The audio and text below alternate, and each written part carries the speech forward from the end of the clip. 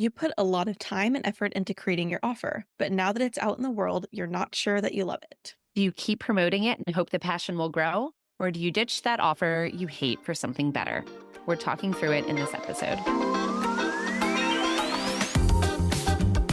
Being an online business owner is full of ups and downs. Some days you can't imagine going back to your 9 to 5, and other days you want to burn your whole business to the ground. We get it. Welcome to Chaos to Conversions, a podcast of practical, no BS strategies to grow your online business. Each week, we're chatting about launching, copywriting, mindset, and more, so you can make sense of the chaos and do more of what works. Join the conversation and let's grow together.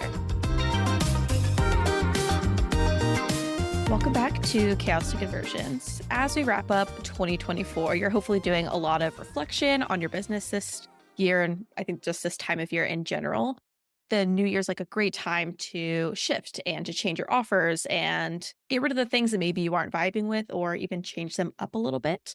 So in this episode, we're going to walk you through what to do if you realize that maybe one of your offers that you have just isn't working for you anymore and what you can do about it. I know Melanie is very passionate about this topic. It's something that I have too, but something she has dealt with in her own business, but also had clients who maybe didn't love the offers that she has. And obviously being the stellar OBM that she is, help them kind of figure out a way to make it something they love again. I'm a big proponent. Well, so are you though, Brandon, but I'm a big proponent of if you don't like something, stop doing it. Just stop doing it.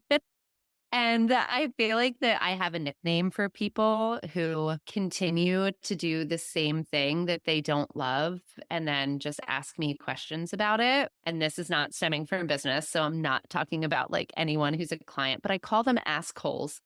People who just ask for your opinion when they're clearly unhappy and then you try and like guide them gently, but they're never going to change. So I was becoming an asshole at one point in time, which Branda can remember, when I was offering hiring packages. And it took me a long time to realize that maybe I didn't like it anymore like I wished I did. And I think this happens a lot of times. So there's like some like telltale signs and symptoms that you can sort of pinpoint that you might not be paying attention to that'll maybe give you like a hint if you don't want to do this offer anymore. For me, the number one thing was you don't want to talk about it ever for any reason. Like you don't want to send emails about it, stories about it. If you are a service provider and somebody books a discovery call about it, instead of being like, yay, you're like, oh, I don't want to do this. And to be really clear, if you're one of the people that I did a hiring package for, like there was nothing wrong with you. Actually, every client I ever did a hiring package for was really great. I liked all of them. There was nothing wrong with them at all. I just straight up didn't want to do it anymore. And I feel like your audience can tell. I've definitely been there where it's something I don't want to talk about, or I've had that experience too with clients that I've worked with. But I think another big symptom that I've experienced is when it's something that you keep changing, like you're trying to find the format that's going to work for you. I kind of felt the same way about my content planning offer. I think I didn't really do much of it this year. Maybe it was last year that I did it. But I did the workshop and that went really well. I love doing the workshop, but then I tried to move it into more of like a done for you where I was doing it with clients or really for clients. And I liked it, but I didn't love it as much as doing it with people. I found it a lot harder because there's just a lot that goes into content planning. Like, you really have to know someone's business to plan their content. And that I found really challenging. So I've been tweaking a lot on how to do that. And I actually have some ideas for next year that I'm going to try out because I like it. I like doing it, but the format just never quite jived with me. So I think, again, that's kind of another one that you might notice. You're like, I want this offer to work, but I just maybe just don't like the format that it's coming out in. I think that's kind of like the first thing that you have to sort of figure out, right? Do you hate the whole thing?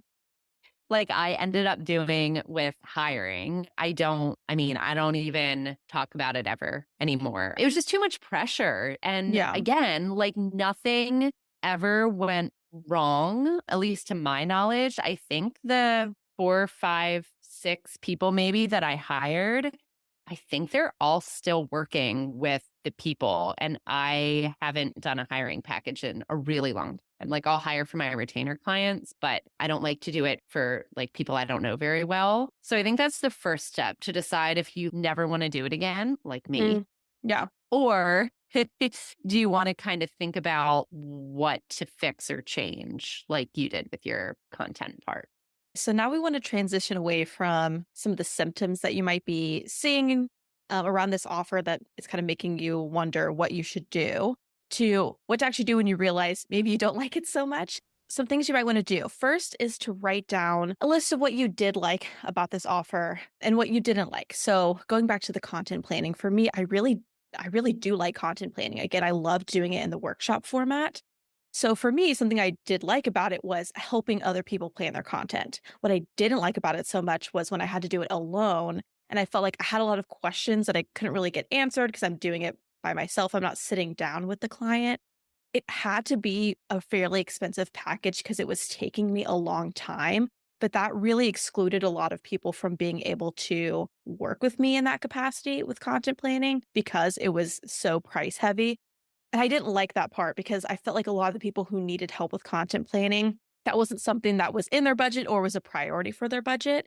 So I wanted it to be more affordable, but when I'm spending, 2 full work days on it, it just couldn't have been, like a super cheap package, unfortunately. So that was also kind of in my did not like category. I kind of had to find again that place. And I to be honest, I really haven't found the perfect solution at this point. Again, I have some ideas that I want to test out next year. And that's kind of also a good way to do it is do it like a beta offer, try out different things to see what you like. And I'm bringing back my email GPS, which is the workshop version. So that's kind of been my solutions for now. But we recommend taking note of what are the aspects that you do and don't like and see if, again, is there something that you can do to switch it up? Or is it just, yeah, everything's in the do not like category part of it. And it's maybe time for me to let it go. And that's why I ended up letting the hiring piece go because it was just, I know how to hire. I even don't mind the interviews, which I think was the biggest selling point when I did my hiring package. I don't know if you remember, but like I would vet all the candidates, which I actually also didn't hate. And I mean, I hired one time for an influencer that, we had over 2,000 applicants. I mean, Wow. that was a lot. That's Yeah. so much. I think I do That remember was, that. yeah, that was 2 years ago at this point, and we hired 2 people for her, but there were so many applicants, and then I, had to interview. I did 5 interviews for each position and then just essentially presented her with the final 2. So it saved the business owner, like, so much time, but it ended up ultimately just being, like I said, even though nothing bad happened, it ended up ultimately just being too scary for me because there's just too much, like, pressure. Because then she had, like, paid me. I hoped she liked this person, and I had only worked with her for, like, 6 weeks leading up to it. So I just, like, didn't feel as comfortable doing it. So I scrapped the whole thing. But Branda and I had a mutual client who, when we started, they had a membership, but it just, like, wasn't working. It was too complicated. There was, like, customer service issues because of how complicated it was. But they felt passionately about, like, still having this membership. So they spent the money and totally redid and repackaged basically their entire membership promise and deliverables and things like that. And it ended up, I don't know when we did that. It's been this way almost for a year because we rolled it out last January. So it's been almost for a year at this point. And I mean, now they're, like, much happier with it. So I think it's really important to, if you do feel like you are hating it, your offer or, your course or whatever, to figure out what parts you need to let go of. Do you want to let go of the whole thing? And, take the pieces you like and get rid of the pieces that you don't. I mean, it's easier for us to just, like, say it than to actually go through and do it. But if you don't even start the process, then you'll just end up doing this whole thing for as long until you finally snap and just scrap the whole thing. Yeah, it's definitely not, like Melanie said, it's not as easy as just like, well, you don't like it, get rid of it. Like, we get that there's a lot of maybe anxiety there, maybe even sometimes embarrassment, like when you are getting rid of an offer. I think I finally removed the content planning off my website maybe in the middle of this year, and I hadn't been promoting it for a long time before that because I was that person that's like, it's there, but I'm not going to talk about it because I just don't love doing this. And yeah, I get that it might feel embarrassing, but there's nothing embarrassing about that. I think we can all agree that we would rather someone do something that they truly love with us, whether that be a service or a course or membership. And again, if that means repackaging it so it is something that you're more passionate about and more excited about, great. If it's getting rid of it, awesome. You can always refer them to a place where they can find someone who can help them with that problem. There's no issue with that. Which kind of brings us into the next part, which is finding what you love. If you are in that place where you feel like you want to fully ditch your offer, if you're like, it's time for it to go, or even I guess if you are revamping it, especially if you're doing like a whole repackaging it, I think the first thing to kind of go with, and it kind of goes along with what I said, it took me about half a year to decide to pull the content planning completely off my website and to stop promoting it, is don't make any rash decisions about things. I think sometimes, especially when we're really tough seasons, we think that we just hate everything in our business. If you ever been in just like, I just want to burn it all down to the ground, everything sucks. Like, sure, maybe everything does kind of suck in your business right now, and you really just need to think about pivoting or something like that. But also, maybe you're just in a season where things feel hard because it's just a hard season. So give it some time. I like to write things down when I'm having a feeling of like, I want to get rid of them. Like, I'll put on my to-do list, like 2 months from now, get rid of content planning question mark. And then when that pops back up in 2 months, I can look at that. I'll be like, oh, no, I don't need to do that. Or I'm like, it's something I've still been thinking about. And I'm like, yeah, maybe it's time to actually do something about that. So put a date on your calendar, whether it be a couple weeks or a couple months down the line, to come back and make a decision then, because you don't want to make the decision to completely overhaul something or get rid of something when you're maybe not in the best season to make a clear decision. I would also suggest that if you're thinking about trying something new to maybe replace something old that you don't love anymore, don't just like, I'm really into testing things now, which I kind of always have been because it's just like part of my personality, not like going balls to the wall immediately. But I would maybe before you do like a whole sales page or a whole like launch for a new service, if we're talking about a service provider or, a course, like test it out and see if you can quietly get people interested before you put all of the time into making all the things and doing all the tech and designing all the stuff and writing all the copy. You don't have to go headfirst into new offers or products because it can save you so much time if you can test it a little bit first.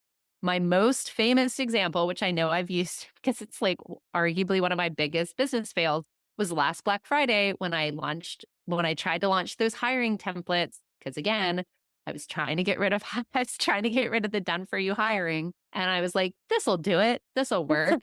And luckily, I didn't make anything. The only thing I did was wrote a description and made a checkout and did a mock-up. And I didn't make like any of the actual templates at all because I sold goose egg, not one single person, even though it's what people voted for when I did my market research. It's fine. I'm still not over it a year later because I'm still a little perplexed. But just, thank goodness I didn't actually go into, and I would have had to make a whole lot because I could have reused a lot of stuff I did with the done for you, but I didn't do anything like at all. I just made the checkout and was like, if somebody buys it, then I'll make it, rather than like go into like making a sales page and actually like making the product. So just like, if you're not sure if you want to do something, I would really, even if you are sure you want to do something, because I felt really good about it, I would definitely make sure that you test it out before you spend like a million hours doing something that might not sell, turns out, at all. Totally agree with that. I love testing things out. I think I don't know, it's also just like makes you go more confident into launching that offer fully when you know that you have people who have shown interest. So it just helps in a lot of ways. Sure. Yeah. Kind of going back to one of the things we talked about earlier, which is making that list of what you did and don't like about your offer currently as it stands, is if you're, again, thinking about pivoting or thinking about ditching the offer, go back and look at that list of what is the things that you really did love. Is there a way for you to bring more of that into your business? Maybe the aspect of hiring that Melanie really loved was like helping her clients. Like I don't know, I heard you say like you liked being able to save them time and, find a perfect fit for them. And that's what you do as an OBM. So it makes sense that that is what you like. And how can she find ways to do more of that, right? Maybe it is bringing on more OBM clients. Maybe it's just adding on extras for them. I don't know.